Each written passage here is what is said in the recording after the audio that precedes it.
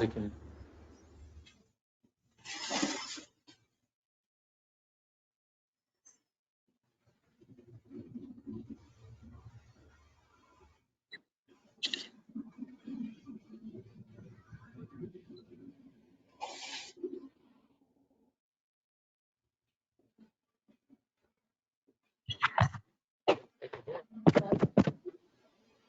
Okay, we're good to go.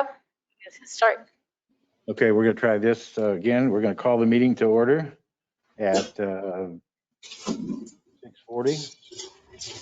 And the first item is to get an approval of the agenda. So do I have a motion to approve the agenda? Motion to approve. We have a second? Second. I second All in that. do we need to take a roll? Can we just say aye because we're here in person? If you want. Half hour. You should still take roll, and the people that are virtual can just say their name and say aye. Okay, so we'll go around, say your name and say either yes or no, or start here, Dr. Tuthill. Not introductions. We're voting on a motion to approve the agenda. What are we doing? Yes. No. Yes or no on the approving the agenda? Yes. Thank you. Linda Markell, yes. Stephanie Price, yes. Cindy Carlton, yes. Your mic on? Yeah. Cindy Carlton, yes. Cindy Carlton, yes. Dan Bickford, yes. Dean Velasco, yes. Ken Fox, yes. Is there Kathleen Pishney, yes. Anybody else online that need to vote? Amy? Two of them? Adam McClark, I'm here, but I don't think I need to vote on the minutes being approved. The agenda. We're doing the agenda. The agenda, okay. Aye. Yes. Was that? Anybody else? Michelle Dressler, yes. That looks like it passed. Did we get Amy Schultz? I'm sorry. You voting yes? She's unmuted. I don't know what.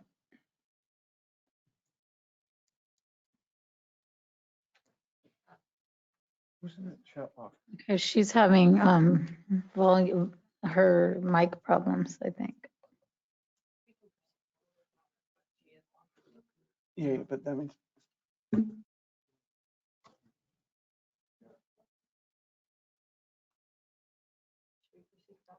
Yes. Okay. Okay. Anyhow, that motion approved, was approved. So look at the minutes from the April 1st meeting. And if there's any corrections or anything, let us know. Otherwise, I'll entertain a motion to accept the minutes.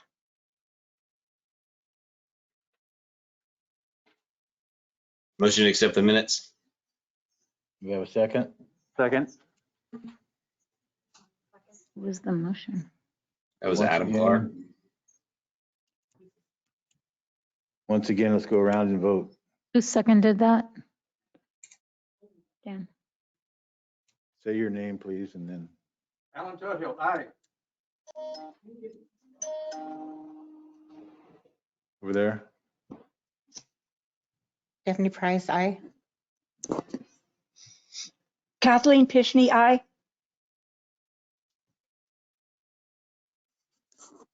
Cindy Carlton, aye. Dan Bickford, aye. Dean Velasco, aye. Linda Markell, aye. Ken Fox, aye. So that also passed, and I apologize. I was supposed to move the non-agenda public comment up on the agenda, and I didn't do that before we approved it, but I'm sure everybody's okay with that. So that's what we're going to do right now. We have a speaker. Yes, we have 3 speakers. The first speaker, are you guys ready for public comment? Yes. Non-agenda public comment? Yes. This is Weston Park. So I only have one speaker for non-agenda, Nick North.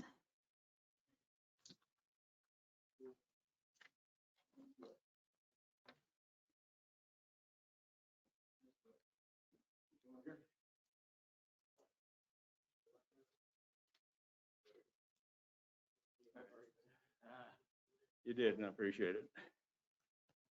Okay. Yep. Hi, my name is Nick North. I live here in Santee, and I'm an archer. I'm also a personal trainer. I like sports. I'm a retired Navy SEAL. I've been in sports for a long time. So what I'm proposing is establishing an archery range in Santee, and the location is approximately 100 yards south and east of the soccer field's parking lot. I don't know if I imagine you're probably familiar with the area. The proposed area is bordered by trees on all four sides. South side is the river. West side is a few trees that are probably planted by some farmer, and God knows when in the past. North side the same, and east side has trees as well. Area is approximately 177 yards long, east to west, and 122 yards deep north to south, which makes it twice the size of the Morley Field archery range. There's so much we could do with that. It's unbelievable. Using the San Diego Morley Field model, the range would probably be financed at $2 per archer per use, which they've been doing for years. And I was told by the owner of the archery shop in Lakeside, that brings in over $1,200 a month for use of the Morley Field range. And this would be a much better, larger range anyway. Berm would be built along the south perimeter. It's a safety thing. And the shooting line would be along the northern perimeter with the arrow shooting north to south. And that's the proposal I want to put up with the SPARC committee. I have the file here, which I can leave with you if you'd like. But I'd love to get that started. And if possible, if we even own the property, and that's what I haven't been able to find out. One of your personnel has tried to find that out, and it's amazingly hard to find out who owns what in San Diego County. Tried to do it before with other parcels. But if we could, as archers, actually start to use it even before the city starts working on it, it would be, I think, very advantageous because it gets the word out. That's the sum of it. Okay, thank you very much. So thank you for your time. Can I leave with this someone or? Yeah. Right. Okay, done. Thanks, Dustin. Appreciate it.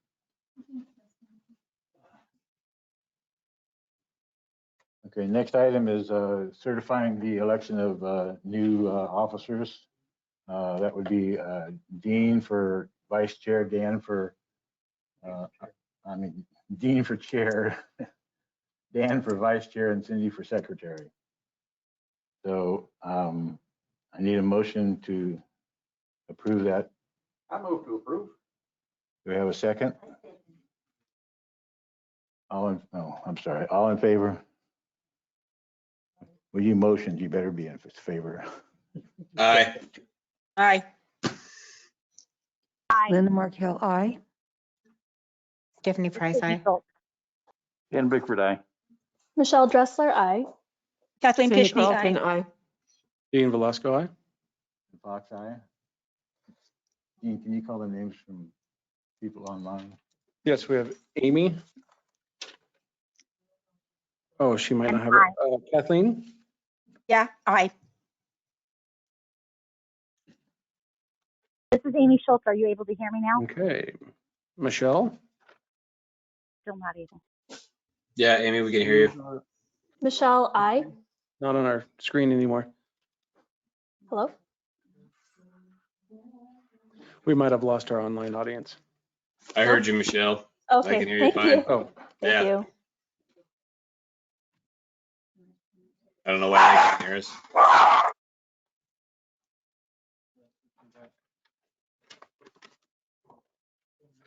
yeah, looks like. Can you guys hear us online? Adam, Michelle, Kathleen, Amy? Yep, I can hear Okay, you. great. Yes, We I are, can Adam hear can. you. We are voting on the approval of the New officers. new officers. We all voted on them last month. I approve it. We need to certify it. Could you please say yes or Yes, no? I said aye. I didn't hear that. I'm sorry. This is Michelle Dressler. I'm saying aye as well. I'm not sure if the chamber can hear me, but I think other people online can hear me too. We can hear you now. Thank you. For a Okay. second, you guys were lost to us, but you guys could hear each other. Okay, sounds good. That is my aye, my certification aye. Kathleen, are you still? Yes, can you hear me? I can hear you. Oh, okay. I say aye. Excellent. It's certification. Okay, that motion passed. So at this point, our new chair will take over the meeting. We're at Weston Park. Oh, I need your gavel, sir. Can I use it one time?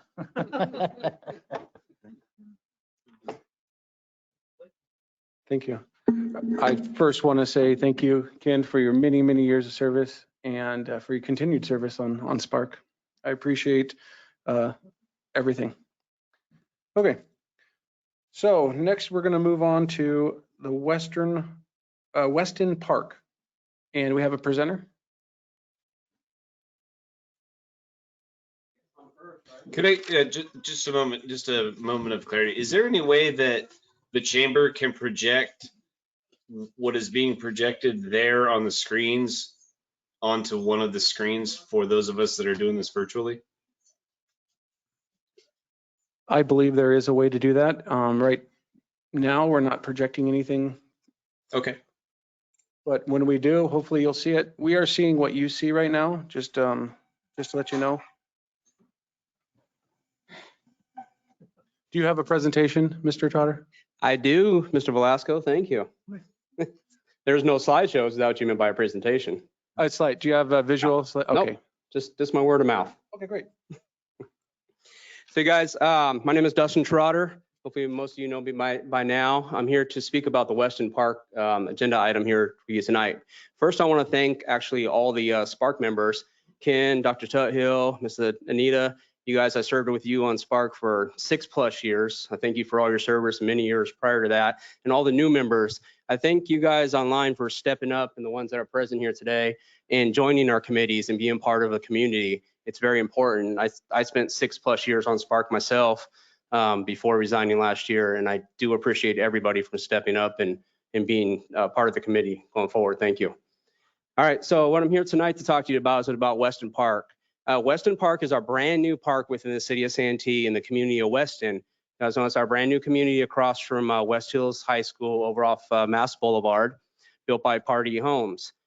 The new park that is there is a city park. We took it over from Party after they built it out and conditioned with building the property. And it come aware to me last year that there was some things that were promised to the residents that the salespeople primarily have told the residents that were purchasing in there that they were going to get a playground in this park, that they were going to get some other amenities in this park that unfortunately was not accurate. The Party did build the park to the specifications that they agreed to with the city. They filled all those conditions, and that's why we did take the park into our inventory of our park system. Beautiful park as it is, the residents over there want a playground. So I'm here to talk to you today about that playground and tell you why we need that. If you go over to that community, about 415 homes in there. Not quite all of them are occupied, but it's pretty close. They're all sold out. And we have a lot of young children, a lot of young families that have moved here into Santee. They're moving up into new housing into Santee, or lived here previously, or they've moved into Santee for their first time. And so the community here, I have some residents that are here. They're going to speak tonight too and talk to you about why they want a park or a playground within that park and some of the amenities that they're looking for. So I'm here to advocate for that for them. I like to see SPARC give a recommendation to the city council that we allocate a certain amount of funds out of the park and lieu fees to facilitate that funding for it into a CIP project. The community itself, I think we need to survey them, we need to talk to them, see exactly what they want. And some of the members are here tonight to tell you they've already actually done that per recommendation and conversation, and they want to tell you guys what they want. And I think it's good that we hear from the community to get their insight and their perspective. So that's it. I'm hoping you guys hear some other committee members and I can get you guys to bless, some kind of thumbs up to the council and say, hey, we should get there. Because the other thing I wanted you to consider too is that every other park in the city of Santee does have a playground in it. This is the only park that we don't have a playground for children to recreate. No, not at all. And then the reason why that, Dr. Tuhill, is that the first process is really to figure out what the people want. And, we got to figure a budget, obviously, within that estimate there. But, the needs may be different. Some people may want a tot lot, some may want a bigger apparatus, some may want a mixture of those things. And let's figure out, what we want and kind of see if we can get that budget figured out along with the city staff in there. But like I mentioned, Weston Park is the only park in the city of Santee that does not have a playground in it. Every other one does. Even our small pocket parks at Sky Ranch, Shadow Hill, Ken Collier Park, West Hills Park, those are our smaller parks in there. They all have playgrounds for kids to play. So thank you guys for your time and hear from the other community members tonight. Thank you.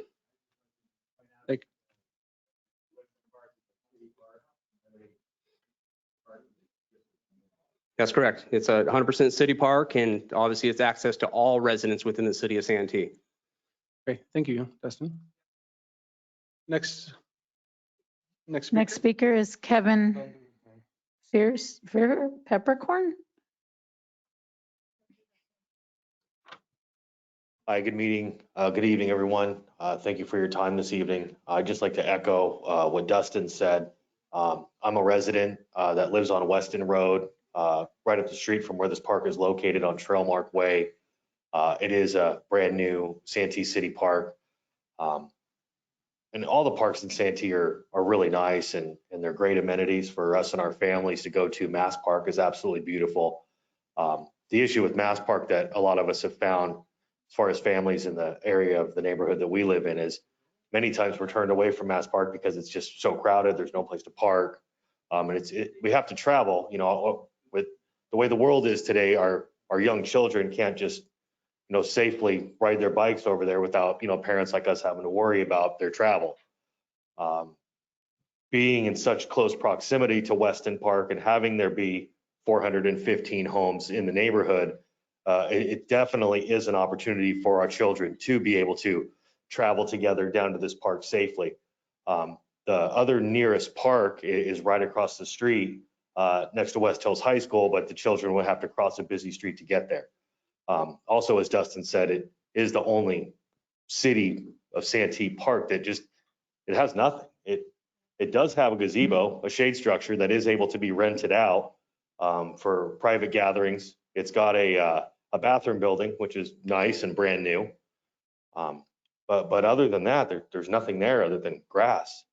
A lot of the people just in the area of the neighborhood that we live in, we've all talked, on social media platforms and taken a poll. Really what I have seen to be the most realistic and the most desired is basketball hoops and a play structure. Beggars can't be choosers. We'd love to have something for our children to play with or play on where they can safely travel on their own down the street from where they live. So if the Park and Rec Committee would consider allocating some funds towards this park and towards a play structure of some sort, possibly some basketball hoops, it sure would be appreciated. A lot of us are new to Santee. I moved to Santee in 2008. Beautiful neighborhood. I'm really glad to be a part of this community. There's a lot of us that have moved to the neighborhood that contribute a lot to the economy of the city of Santee. And we'd be grateful for our families and our children if that was something that the committee could consider. So thank you for your time. Excellent. Thank you.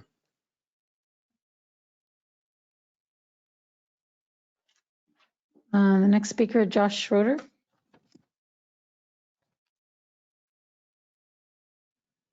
Hi, everyone. Thank you for getting together tonight and having us listening to us talk about the Weston Park. As you heard, my name is Josh Strader, and as Councilmember Trotter has mentioned, there are a lot of us in the neighborhood of Weston that kind of moved in or were told that there was going to be a park there or play structure there. And obviously that's all in the past and it is what it is. But there are a large number of people, pretty much all of our neighbors, that have young kids and moved into the neighborhood, not for that reason, but that was a large reason for it. Very excited to be in there, a place that, we could send our kids down to, our kids could go play together, we could meet new families, we could, continue to grow together and grow the city of Santee. And obviously, as we've also heard, it's a city park. It is not just for Weston, but there are 415 homes in there. And it's a place that we can just easily send our kids down to. I mean, I would be comfortable sending my kids down there to go play at the park by themselves with their friends. I would not be comfortable sending them across Mast Boulevard to go play at West Hills Park. It's just not going to happen. So I have done a lot of research. I've talked with a lot of people within the city of Santee and tried to figure out what the plan was for the park and what was supposed to happen. I actually ended up calling into Councilmember Trotter's town hall, and him and Director Mart were courteous enough to let me know that there's potentially a ghost budget of funds or something, I believe is what you had called it, that you're kind of looking to find out where it should be allocated or where it should go. And so I'm here tonight to ask you on behalf of myself and on behalf of the Weston HOA that you allocate those funds towards our park. As Dustin mentioned, we have taken a poll and we've sent it out to the community members and we've gotten lots of responses through emails. We also created a poll and said, what would you be looking for? And as Kevin mentioned, the predominant response was a play structure and then also a basketball court. So I think that was like 270 of the total responses were between those two. There are also some responses for dog run, tennis court, splash pad, and all of those were around like 30-ish responses. So in total, we're at about 420, 430, which obviously there's 415 homes, so spouses, whatever. So as Kevin also mentioned, right now, the park is currently built out with the gazebo and bathrooms, and that's great. But there's also an area that's allocated for something, and it's currently just a snake breeding ground. The weeds over there are 2-3 feet tall. It's a large area. So we're asking that, we put in something where the entire city can come and grow together and meet, and all the kids can go play and the adults can interact and whatnot. So I will conclude tonight and just say thank you again for your time. And please, if you would recommend to allocate those funds to the Weston Park, we would be grateful. Thank you. Great, thank you. Anyone have any questions? Committee members? I want to. Am I there? Adam Clark, I do have questions. Hold on one second, Adam. We'll get you next. Okay. Thank you guys for coming and seeing us here today. I fully support the idea and would look to staff to advise us on the next steps. Thank you, Dan. Adam, go ahead.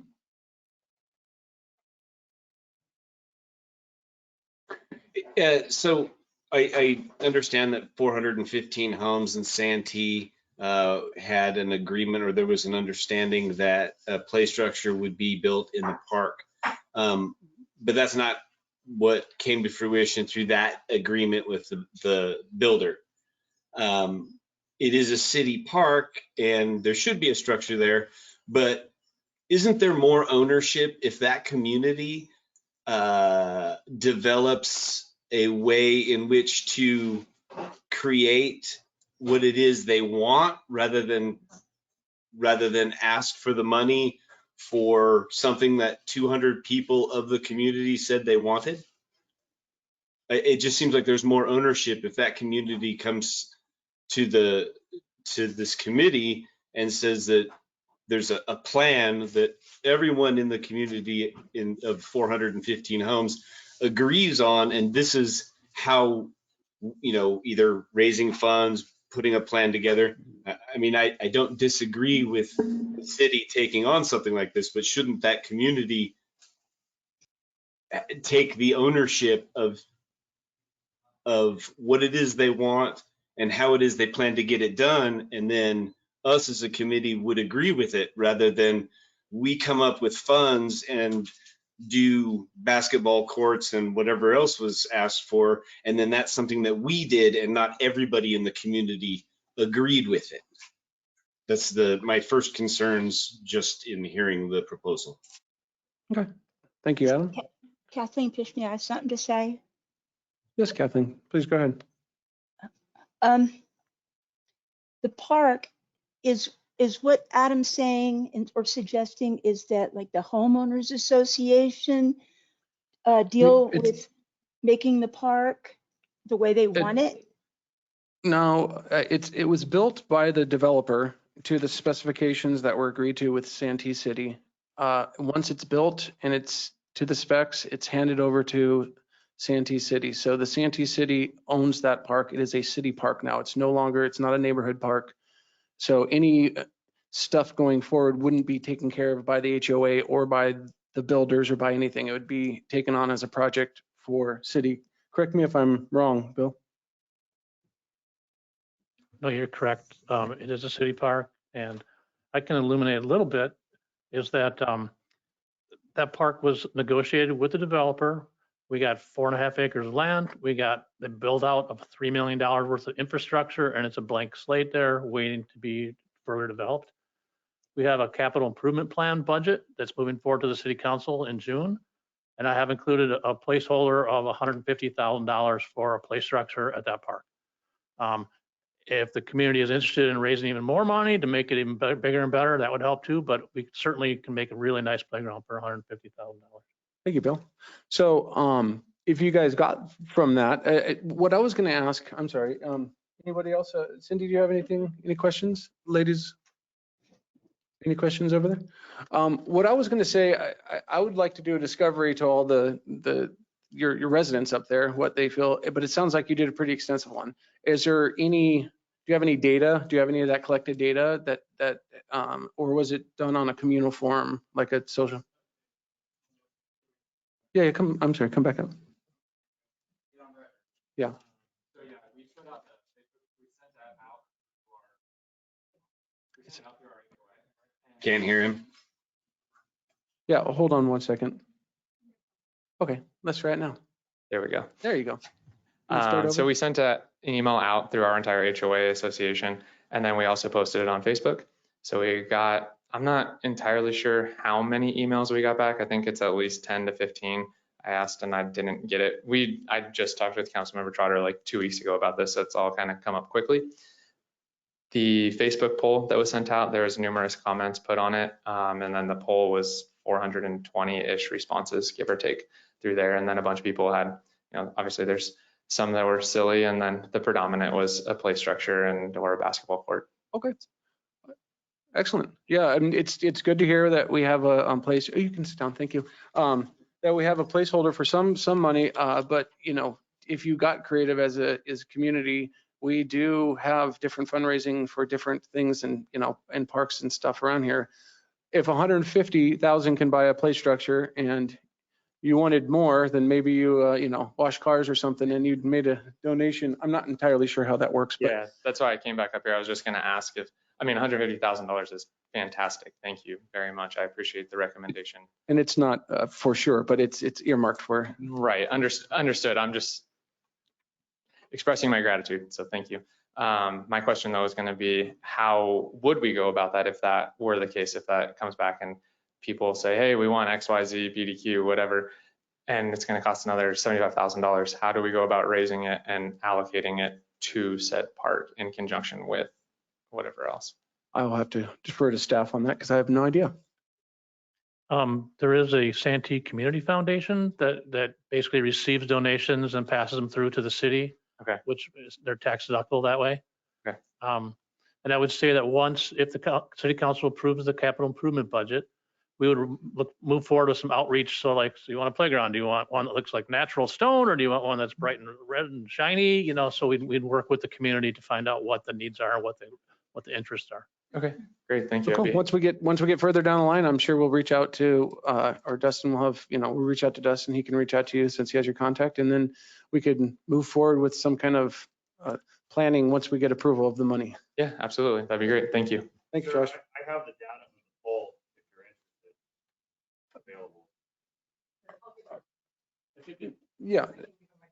And we'll give you her card, and you could send her that information. That'd be great. And to be honest, we might do another discovery mission once we get some allocated funds, and then actually start figuring out how much it would cost for a playground and a basketball or a dog run or something to that effect. So thank you. Okay, next item is a tree grant. I think that would be you, Sam.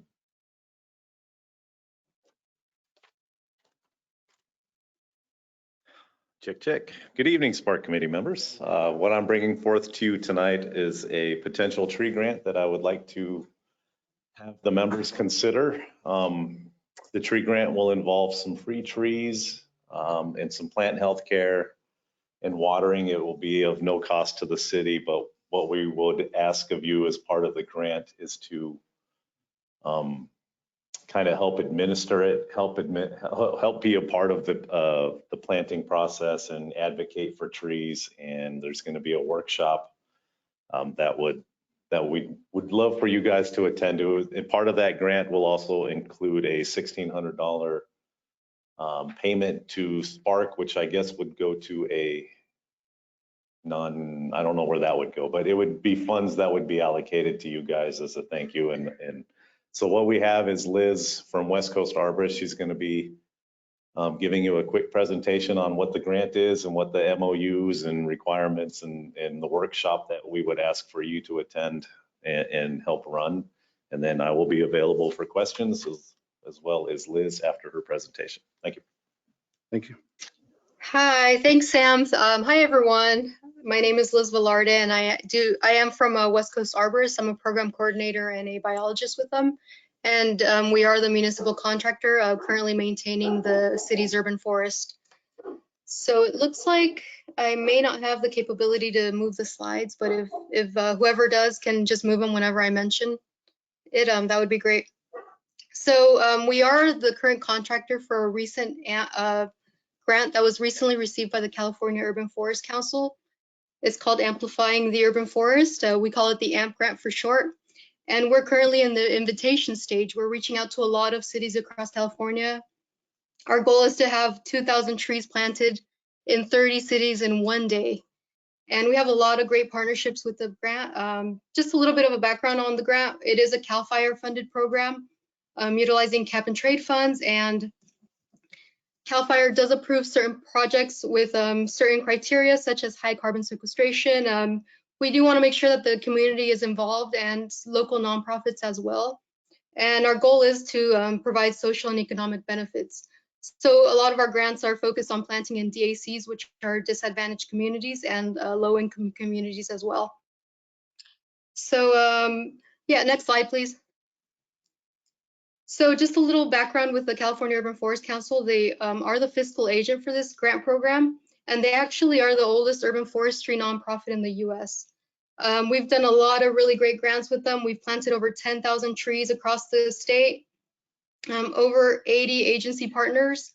And actually we worked with the city of Santee before with the Cool Parks grant back in 2019. We got about 250 trees planted with that grant program, and it was really successful. We had over 300 people from the community involved in helping us plant trees. Next slide. So a little bit about us. We've been a contractor with Santee for a while now. We've actually been around for over 40 years, and we contract with just under 300 municipalities across the state. You know, not just cities, but also universities, even cemeteries. And our role in this grant is going to be a project coordination. So I'll be the project coordinator for this program, and I'll help with the logistics of this program, such as, you know, making sure we choose the trees that are going to be appropriate for this grant program. We also help with the logistics for the California Tree Team Workshop, which is a workshop where we provide tree education to the community. And we also help coordinate an Arbor Day / tree planting. Next slide. So we do have a few other partners. One of our biggest partners being the Taylor Guitar. We don't know what their role is at the moment, but they're going to be probably something related to social media, helping us advertise this program across the state. And one of the good things about them too is that they're located in El Cajon, which is just a neighboring city. We have an idea that they might be able to provide some sort of musical source for some of our events, which would be really, really great. Apart from them, we also have the Britain Fund, which is a nonprofit from the Western chapter. They're actually going to help us create a tree app. And so one of the other asks for this program is to have some sort of a tree app for children. And then finally, we have the Western chapter ISA, which for those who don't know, they're the accreditation source for arborists on the West Coast. And they help bring certified arborists to our events, making sure that the quality control for planting is good. So next slide. So here are a few benefits for Santee, and just a little bit more about the trees for this program. We are trying to identify trees that are going to be helpful with climate change. So we actually utilize the professor from San Luis Obispo, Cal Poly SLO. His name is Matt Ritter, and he's actually one of the biggest tree experts in California. He identified trees that would be suitable in the future. So we're trying to identify trees that maybe can be part of future palettes once climate change occurs and temperatures are going to be more elevated in the near future. And so for benefits for Santee, we would be providing 65 15-gallon trees, focusing more on large carbon sequestering species. And we're also going to be providing 15 monitoring visits to the trees after the planting, and 1 structural pruning to make sure that the trees have a good form once they establish and as they grow. And then we are going to go a little bit more into the California Tree Team Workshop. So this is a workshop that we would have in partnership with the city and a local nonprofit, which in this case would be SPARC. And as I mentioned, it's a tree education workshop. We want to make sure everyone identifies and understands the benefits of urban forests. And so part of that is also going to be an outdoor walk around with a certified arborist. And for those who do attend the workshop, we really want them to become engaged. We want them to help us have a lead role at the Arbor Day. And again, be a part of that quality control, making sure that the trees are planted appropriately and that they do survive. Next slide.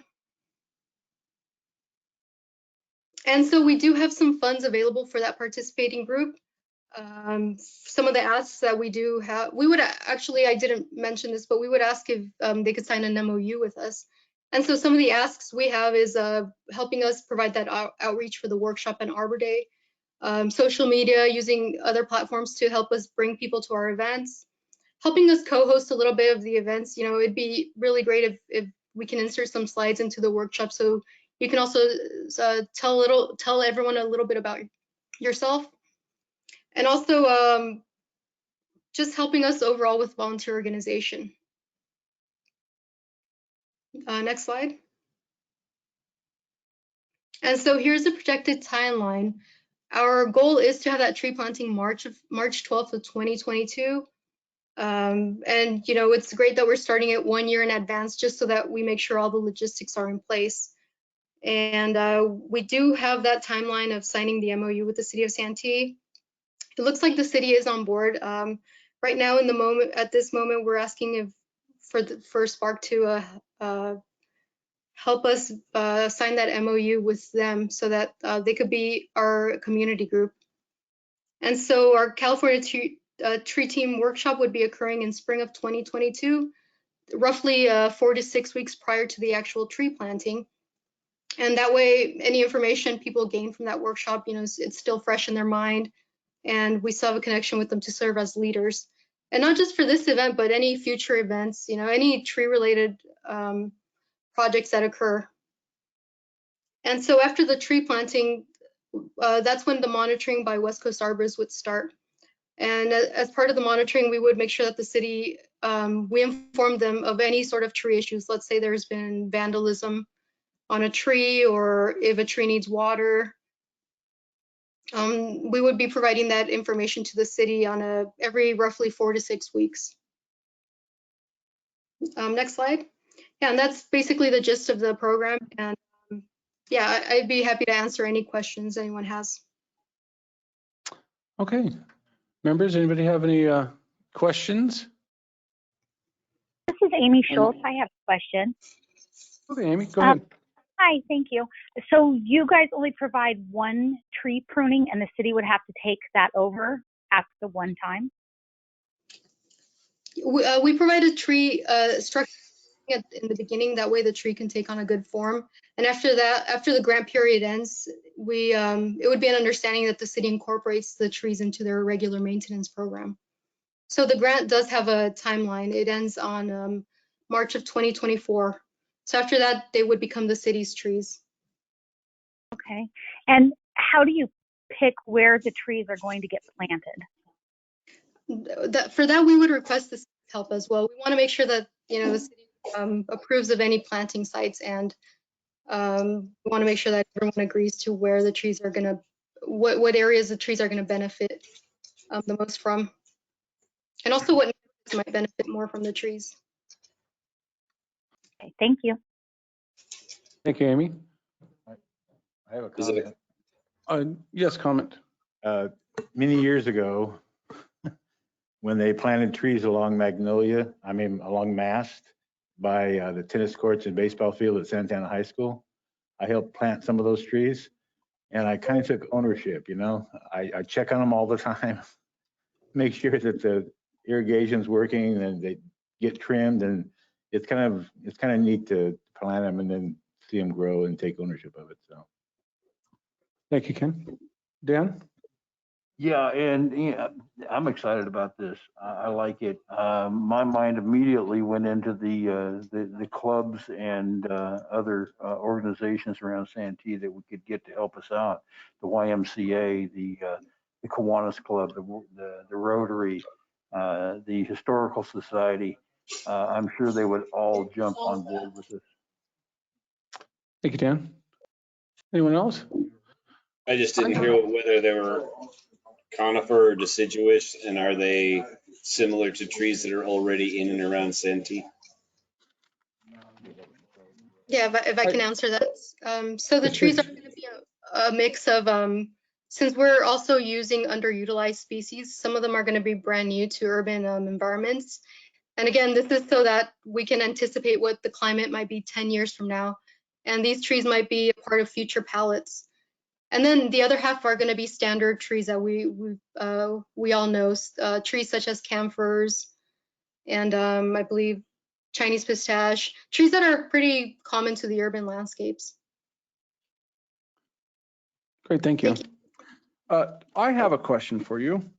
You used a couple sayings in there I'm not familiar with. One of them is MOV. What does that stand for? That's actually MOU. It's MOU, I'm sorry. Yeah, it's the agreement we signed with the local community group. It's a memorandum of understanding. Oh, yes. Gotcha. Yeah. And what is a WCA? So WCA is West Coast Arborists. It's just a short term for years. And then one of the asks, you talked specifically about the asks, and one of them you mentioned a tree app for kids. That's not an ask you're asking from us. That's just one of your general asks you're asking from different folks, correct? Or are you looking for a tree application that kids could go up and point out a tree and it'll tell them what it is? No, so the tree app is actually in partnership. It's funded under the Britain Fund, and it's actually in partnership with Harvey Mudd College. We're asking students there to engineer a tree app for children. So the city wouldn't really be responsible for anything related to that app. Okay, great. I was just, we were talking about some asks, like what our ask would be, and I just wanted to clarify the tree app because I'm not sure anybody up here on this, in this committee knows how to build an app. But I think, I just want to say, I think this is an awesome idea, and personally, I fully support it, and I'd like to see what our next steps are to move forward and to get this accepted. I'd like to make a comment. This is Michelle speaking. Sorry, Michelle, I missed you. No worries. I just wanted to comment that I know that a lot of the benefits with respect to climate, environment, and fire break and all of that sort of stuff happen most with trees that are already mature, as in at least 10 years of age. So I was just wondering if there are any incentive structures in place to nurture these young trees to full maturity and take full benefit of all of the benefits that they provide, as opposed to, we plant them and then they become inconvenient at some point, at which we lop them and then just replant and start the cycle all over again. Yeah, so the best starting point would be to choose the right tree in the right place. And that's one of the reasons we would be working with the city of Santee to identify suitable planting sites. And of course, for Santee to identify irrigation sources. We do want to make sure these trees grow to adulthood and they're able to provide the full benefits that we calculated into the program. Thanks. Excellent, thanks. So anyone else have any comments? I'm sorry if I missed anyone online. Okay, great. So Bill, is this something that we do a motion? Do we need a motion for this to accept? I think what they're looking for is a commitment from SPARC to be the sponsor of this program. Okay. Do I have a motion to be a commitment to be the sponsor for this? Just hit it once. I make a motion for SPARC to accept the grant, whatever we need to do to get the trees going. Adam Clark, I second that. Okay. So we have a first with Cindy and Adam, a second.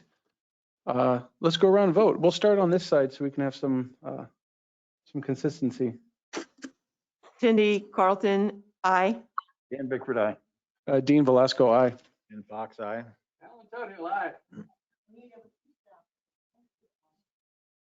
Stephanie Price, I say aye. Linda Markell, aye. Online, Amy Schultz, aye. Kathleen Pishney, aye.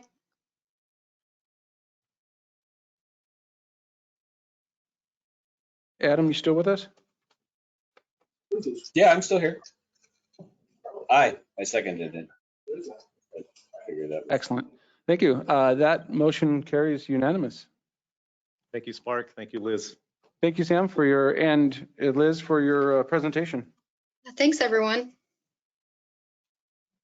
Okay, next item on the list is SPARC Handbook Review. Has everybody had it? Are you going to, is there a presentation? No? Okay. Has everybody, I'm sorry, Bill, go for it. There's no presentation. We just, we passed out this handbook. You have it. If you have any questions, you can either ask them now or you can forward your questions to us in our offices. All right. Does anyone have any questions? If you've had a chance to read this, it came out in our. This is Michelle speaking. I don't have any questions. I did notice that there was like one small typo in the handbook, page 29. What section is it? Page 29, dividing the question, second sentence. If a member prefers to see proposals, this is not a deal breaker typo for me, but I was just letting everyone else know that there is a typo in an official document. So that's just a comment, but I don't know if we need to do anything about it. Thank you. Anyone else have any comments or questions or concerns that you'd like to talk about right now? You have the. Dan? I do. Page 11 and 13, there was a phrase added in from the previous handbook via the Community Services Department when talking to, SPARC's mission is to act as an advisory capacity to the City Council via the Community Services Department on matters pertaining to municipal recreation programs and city park development. That phrase seems to be in contrast with the bylaws of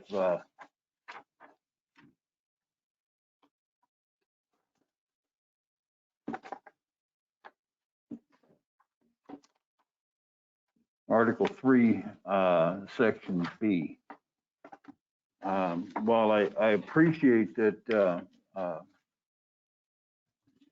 Community Services Department staff presents matters to the city council on a regular basis, that shouldn't prohibit the SPARC from presenting those programs to the city council directly.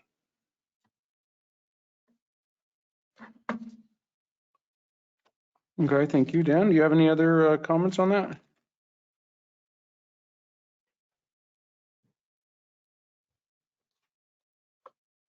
What's your, what section on the bylaws again? You said section,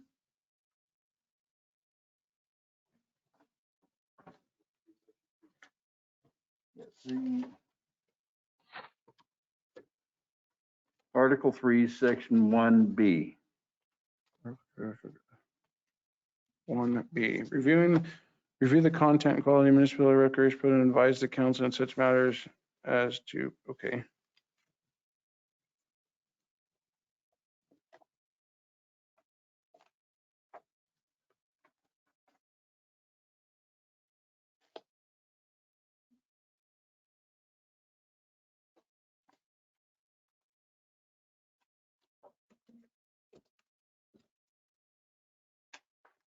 Okay, anyone else have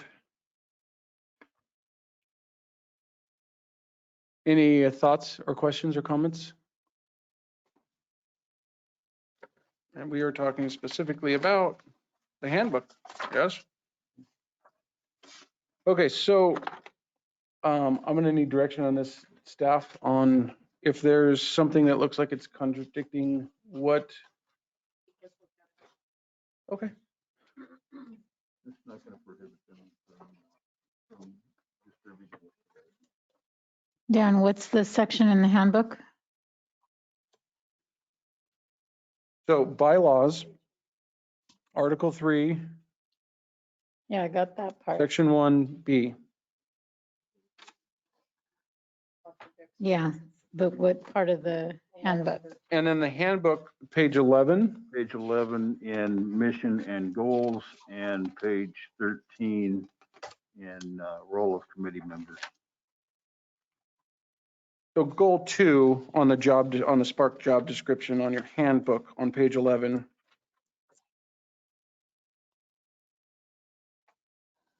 It basically is saying that Community Services Department will present our ideas to council, not SPARC presenting anything to council. I think that's what he's getting at. So typically what's happened in the past is SPARC will give staff some, something they're interested in, they want to research, we research it. If SPARC is, really engaged with it and wants it to move forward, we take it to council, but there's nothing that prevents SPARC members from coming and speaking at open mic at that presentation. And that's happened many times in the past. Okay, so if the vehicle for a SPARC member up here who wants to present something that we agreed upon in the meeting can go to a council meeting, fill out a speaker slip and talk on behalf of, or it would be me, the chairman. No, it could be any member. Any member of SPARC? So, the staff would do a presentation, the council opens it up for public speakers, and anyone on SPARC, any member of the public, anyone can speak on the matter. Okay, that sounds good.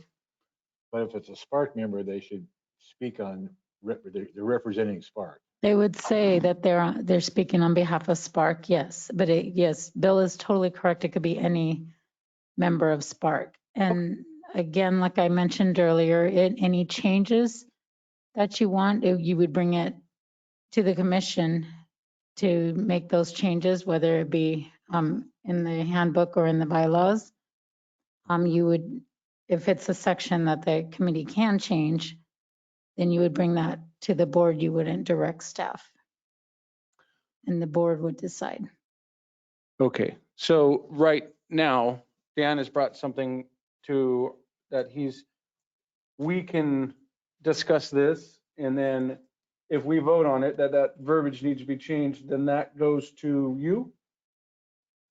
If the, Or if to who? the board would need to vote on it, and then yes, then we can have it changed. But if it's the section that can be changed, because there's only certain sections that can be changed, and then there's sections that can only be changed by council. Gotcha. Okay, let's not confuse the handbook from the bylaws.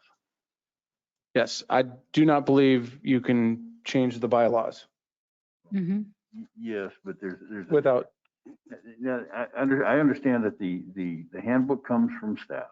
yes. Okay. I was a little interested, what's the reason for adding those, adding that verbiage in those 3 spots now? That changed in this handbook from the last year.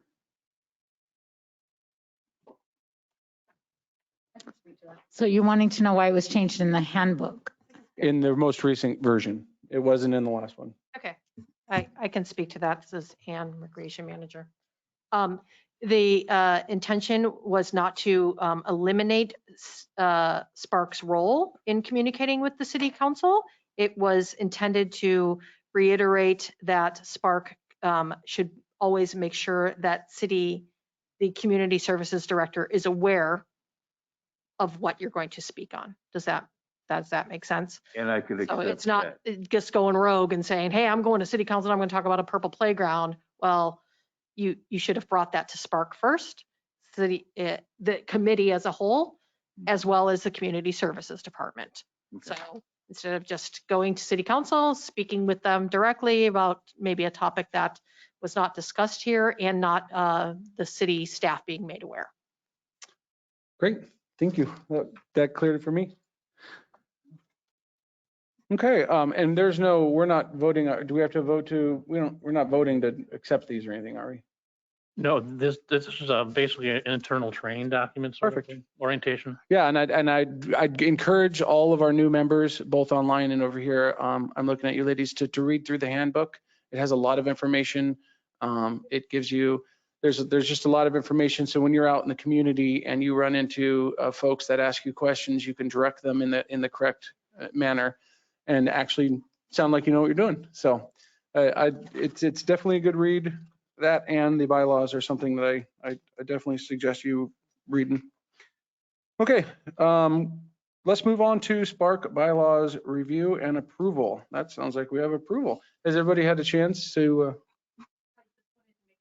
Oh, I'm sorry. Mike's not on. I just wanted to make a comment that the only thing in the bylaws that have been slightly enhanced was a section that was accidentally left off regarding the elections that must be held in April. That is the only change or addition or clarification. Actually, it was just a typographical error. Perfect. So open it up for discussion. Anyone have any discussion on the SPARC bylaws? Yes, I do. Yes, ma'am. Yes, Linda. I was on the PAC committee for 3 years, redevelopment. And I'm noticing in the bylaws, there's supposed to be 14 individuals that sit on panel. I'm also noticing that there isn't 14 individuals and we have no alternatives. During my PAC of redevelopment, we had 4 alternatives and we always had 11 seated on the committee. So I was just wondering, why are we lacking in that aspect? To be a strong committee, I believe that we need to have those seats filled and have those alternative people.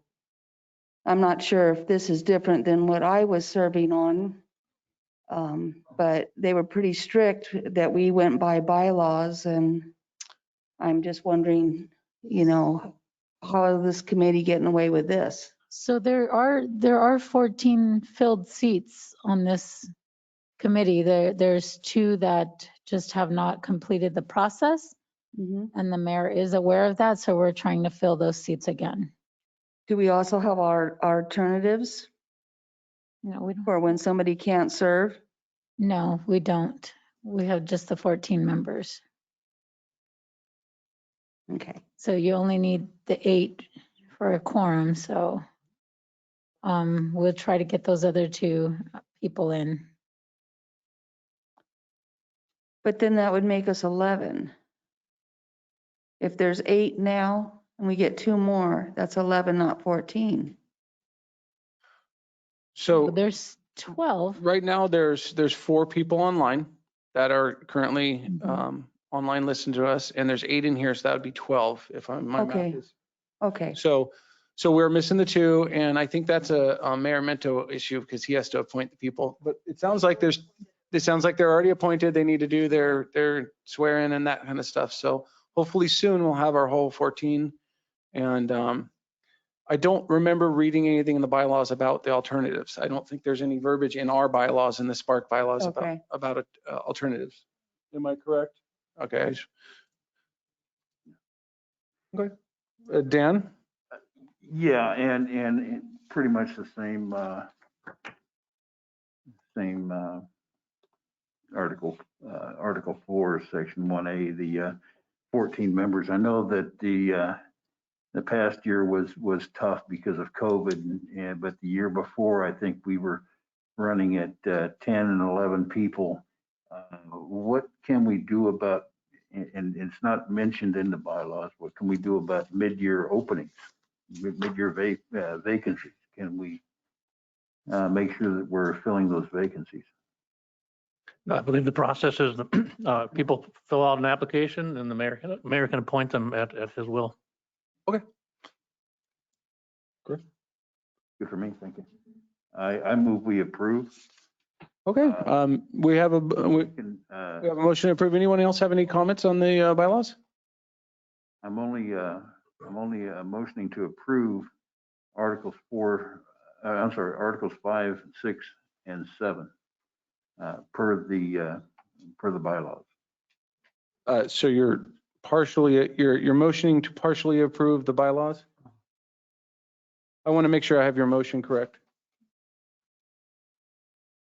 Yes, I'm motioning to approve Articles 5, 6, and 7 because by the bylaws, Article 8 amendments only gives us the authority to approve those articles. Articles 1, 2, 3, and 4 were established by City Council. I second, Cindy. Okay. So What are we actually doing? we have a motion and a second to approve the approvable bylaws, the portions that we're allowed to approve. So he was technically just spelling out what we're allowed to approve. So right now, the motion on the table is to approve the bylaws, the ones that we have any say in. So we'll start the vote. We have a second. Cindy? Cindy Carlton, aye. Dan Bickford, aye. Dean Velasco, aye. And Fox, aye.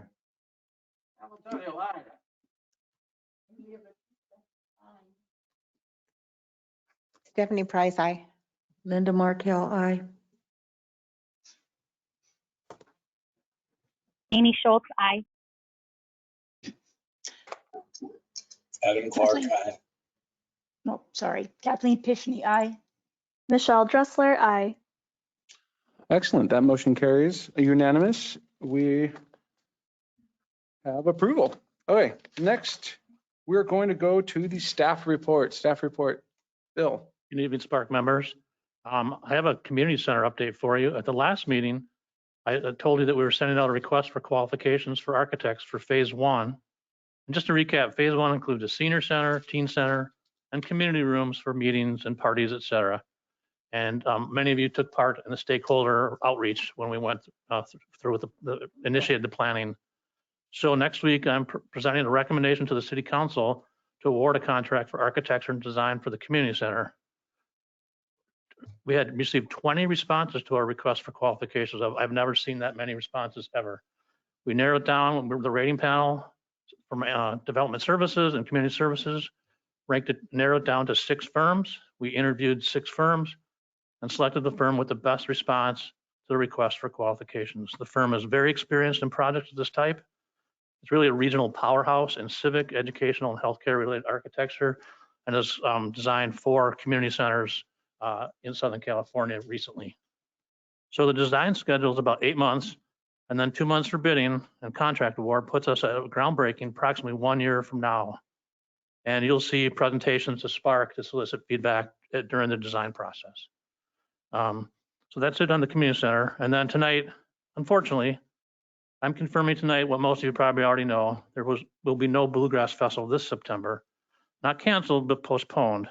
It's possible we could do it this next spring. It's an event that takes almost a year to plan, and most of our planning horizon this year was clouded by uncertainty and shifting public health orders. The event has raised over $400,000 since its inception. It's helped fund programs for seniors, teens, support law enforcement, and park projects. Everyone's eager for its return, and we're going to do it as soon as we can do it safely. And we're looking forward to that and looking forward to getting back to normal someday. Awesome. And is that on staff reports? And you have a, okay, thank you.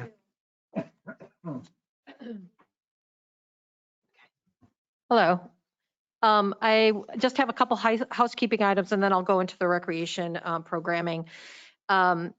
If you currently have a paper name plate, I'd like you to, at the end of the meeting, review the spelling and make sure that that's correct so that we can order you a permanent one. Also, after the meeting, come see me to the right, the tables to the right, to review the contact information to make sure we have correct information, especially for our new members. And the people who are online, I'll reach out to you via email. Also, we will be creating some new name tags. If you happen to be an existing member and in previous years and lost yours, please let me know and we can probably get you another one. And then also new members and or people who have destroyed or lost their SPARC shirts, please let me know. You can see me after the meeting and we can order some new ones. We want to do that hopefully in the month of June before the end of the fiscal year. Okay, recreation programs. I did leave you guys all a summer brochure.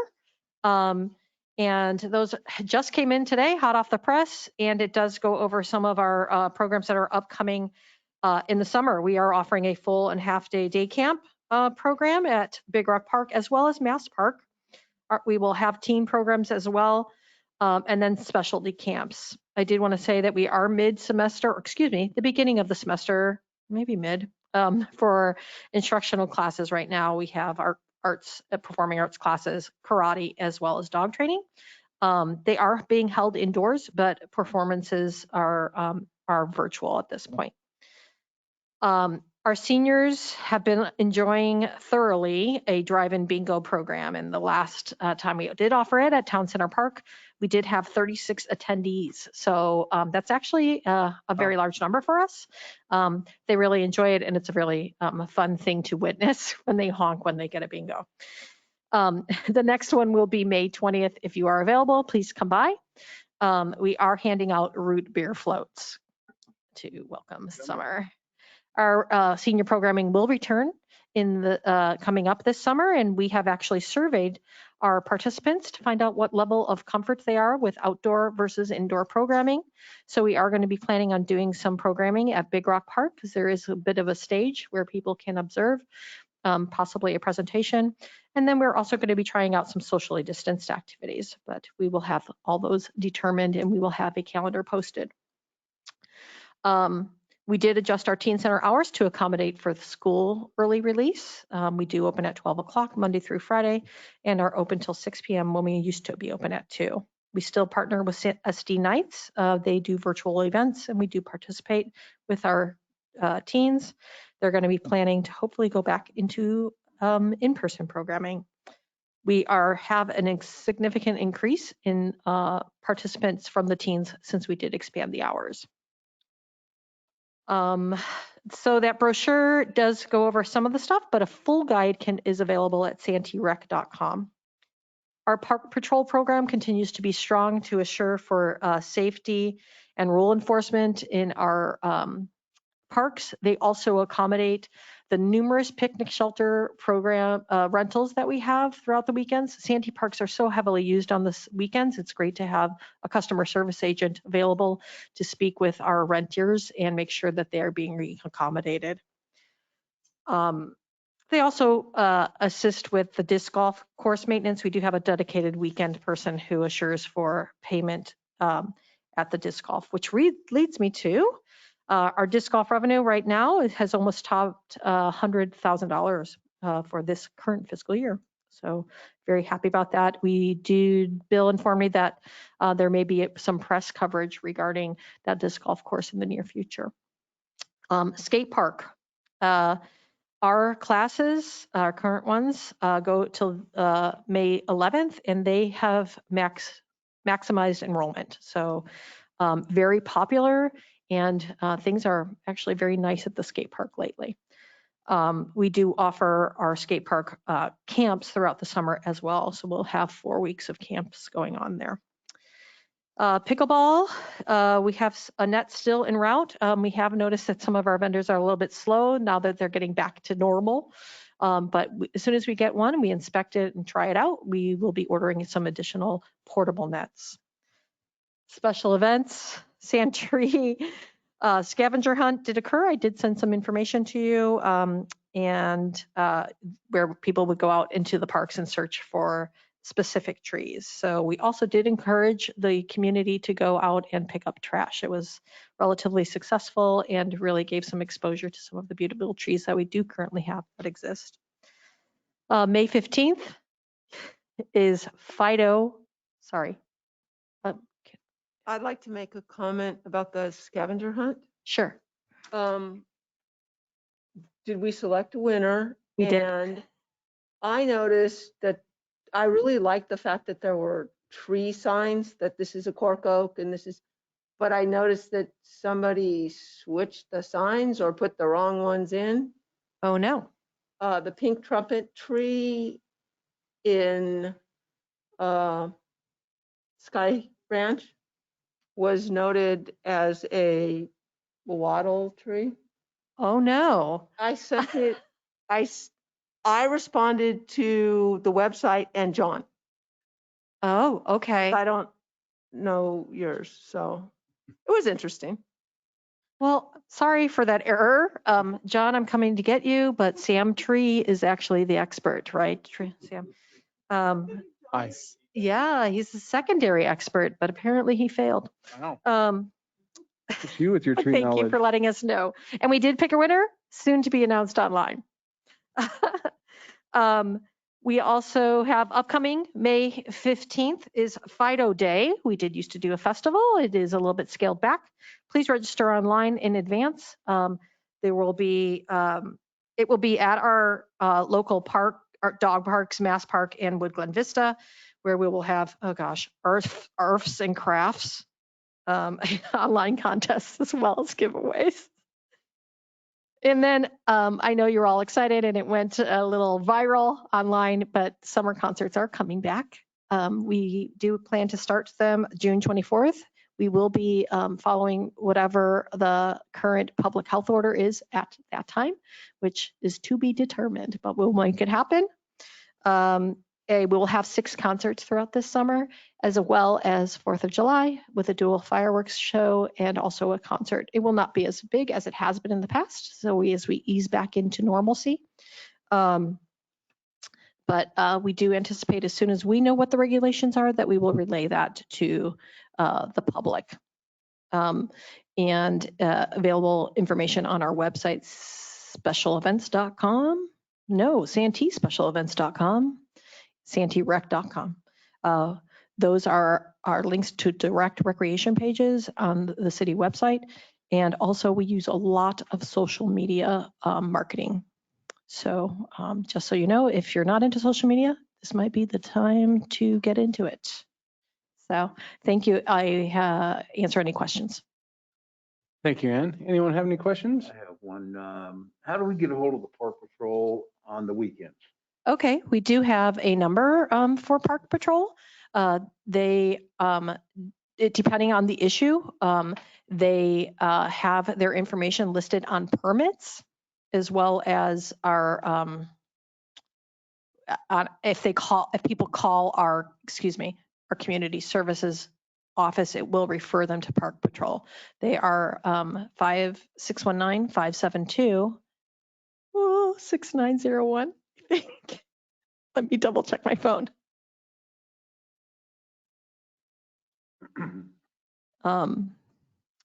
I don't want to misinform you. But they do work basically from 8 to 4 on most weekend days, and then in the evenings. We do not have Park Patrol on Mondays at this point, but we really are starting to focus. Yes, it's 6901. One of my supervisors just texted me. So it's 572-6901. A couple of weekends ago, I saw some static on social media about Wood Glen Vista again. Oh, okay. Minor stuff, but Yeah, we are there to attend to any type of rule infractions and or disturbances like that. Sometimes we will have to inform the sheriffs. thank you. Sure. I actually have something to say, and I think that the Mass Park day camps for the youth is going to be awesome. And I wish I had a park like that when I was a kid, because there's so much to do there. And the kids from 6 to 10 right now, 6 to 10 years old, are everywhere, and they're exploring and they're getting sticks and all that fun stuff I remember doing when I was a kid. Also, I wanted to say Mass Park, the QR codes that you're putting up, yeah, that is brilliant. Thank you. Every single person that uses the park, takes their phone and they go like this, and just in case some of you don't know, they put a sign up that has a QR code to get you directly to where you can buy a month pass. A lot of times people are like, where do I get this month pass? And it was kind of hard to. So a QR code, for some of you that don't know, if you open up any camera app on your phone and you just point it at this QR code, a thing pops up and says, touch here for that. And so you can walk up to anything, along with the trees. That would have been cool. But you just point it at it and you click on it, and it takes you directly to that website. So you don't have to go find where to buy something or to get information. So I'd love to see the integration of QR codes on all of your swag, because it's really, really helpful. Also, the pickleball nets, are you, when we get them in, we're going to check to make sure they're not, janky and stuff, but are we going to let the pickleball guys to check them out too before we buy a bunch? Yes, we are. We eventually want to order 8 of them, but we ordered 1 because, like everyone knows, sometimes you buy things online and they don't turn out to be exactly what you thought they were. Absolutely. All right, great. Anyone else have any questions or comments for Ann's staff report? I just wanted to make a comment. We did offer the Mass Park half-day camp last year, and it's filled to capacity. And we didn't even have a playground then. So it's a very popular program. Yeah, that's awesome. Okay, let's move on to the next one. We are going to go to general announcements and handouts. This I will open up to anyone official. So yeah, the board up here. Do you guys have any handouts or? Oh, I'm sorry, Sam. I forgot. Oh, we already got to listen to you. I thought that's not a report. Sam, staff report. I'm sorry.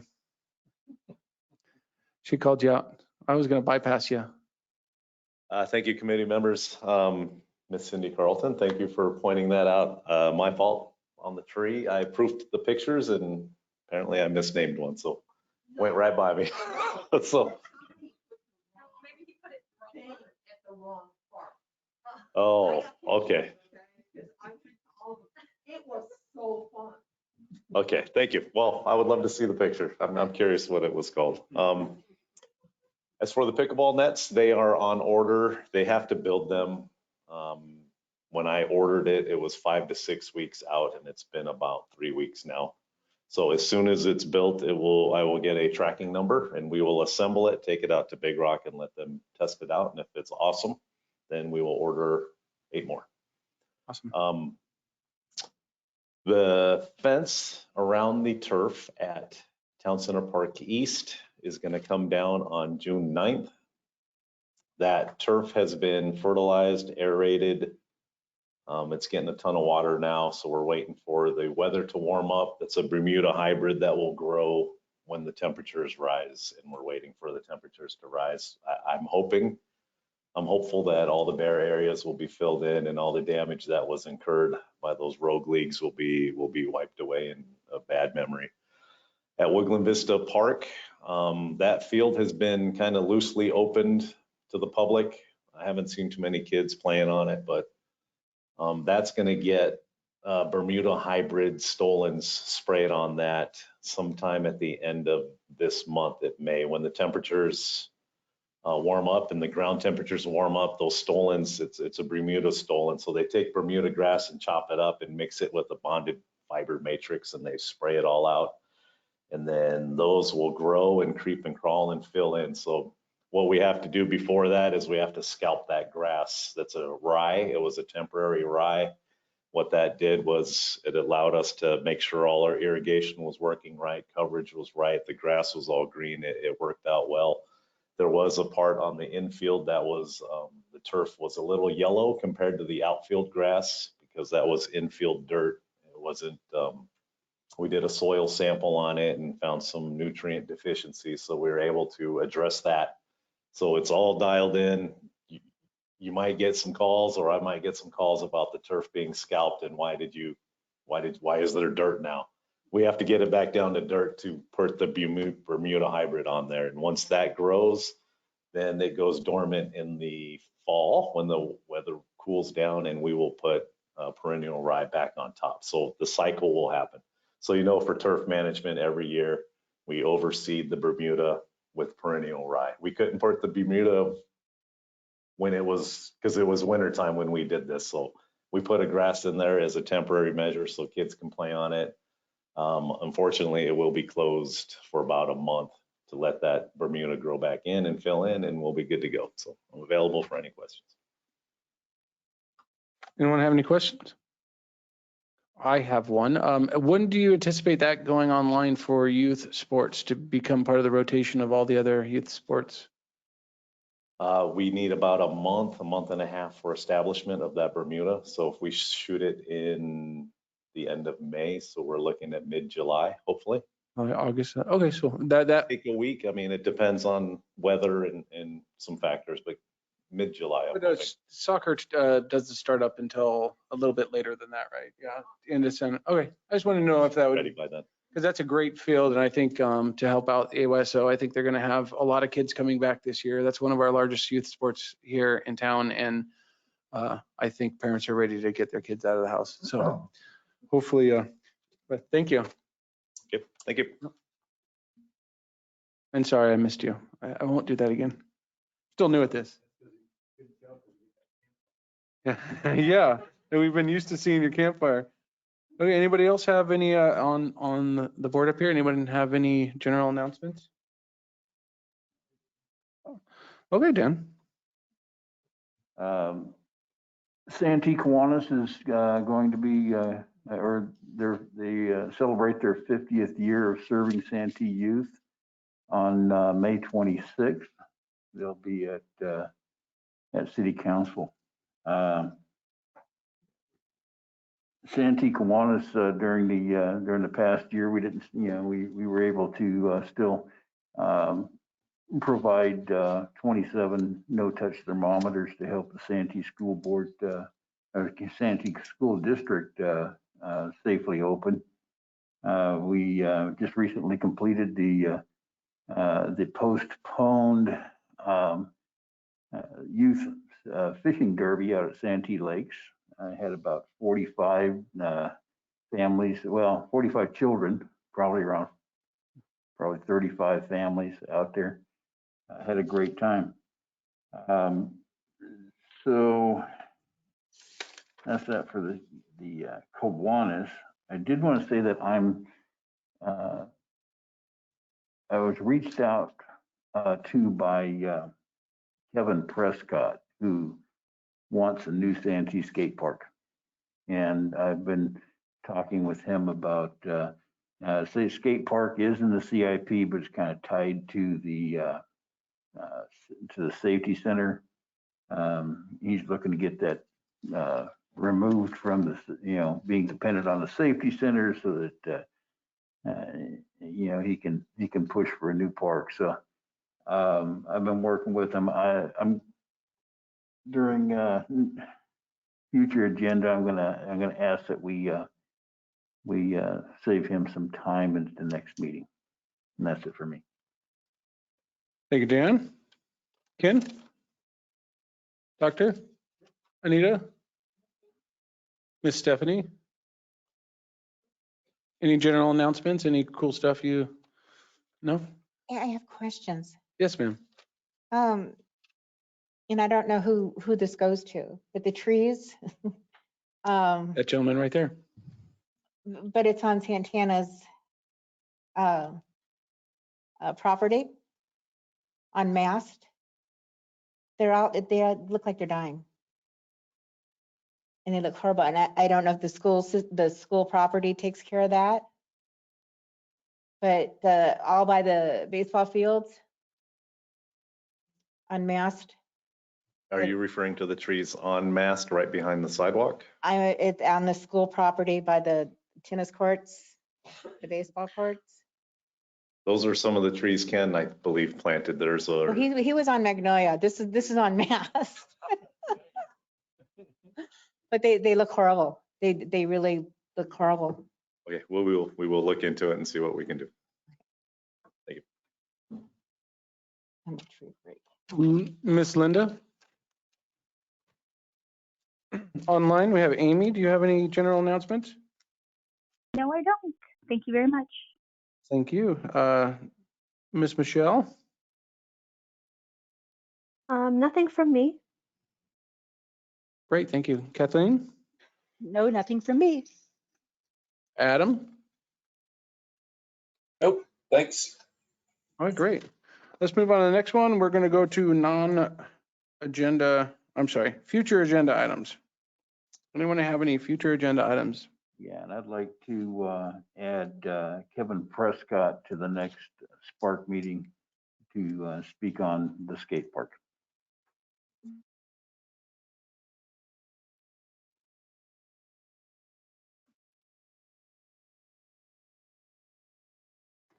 Great, thank you. Anyone else have any future agenda items?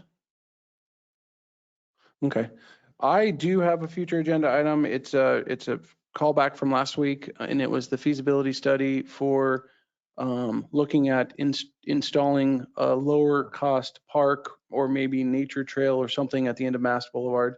So I would like that to be on the agenda and we could discuss it, and maybe what would be helpful is maybe a Google view of what actually we're allowed to touch and what's private land. And that would give us some ideas on what we could throw in there. Will do. Awesome, thank you. Okay, with no other future agenda items, we will move on to adjournment because we had the non-public comment already. I'm sorry. Am I missing somebody? You're looking around me. Am I good? We good? Adjournment. Anybody want a motion to adjourn this meeting? Move to adjourn, Adam. Okay, we have a first from Dr. Tuttle and Adam, our second. We'll go around the room one last time and vote. Cindy? Cindy, aye. Dan, aye. Dean, aye.